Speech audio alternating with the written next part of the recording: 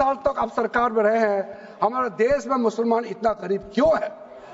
जब दुनिया का सबसे ज्यादा वक्त प्रॉपर्टी हमारे देश में है, तो हमारे गरीब मुसलमानों का पढ़ाई के लिए, मेडिकल ट्रीटमेंट के लिए, स्किलिंग के लिए, इनकम जनरेशन के लिए क्यों काम नहीं हुआ आज तक? बताइए।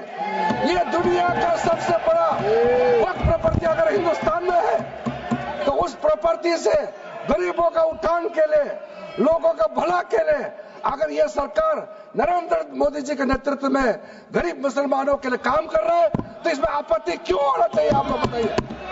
इसलिए सर, इसको धर्म जाति से बाहर उतर करके सबको सीधा सीधा अपना दिल से पूछ करके आप सोच के देखिए कि आप जो लोग आज इस बिल को विरोध कर रहे हैं, आज 1 साल 2 साल नहीं, सदियों तक हमारा देश उसको याद रखेगा कौन इस बिल को समर्थन कर रहा है, कौन इस बिल को विरोध कर रहा है।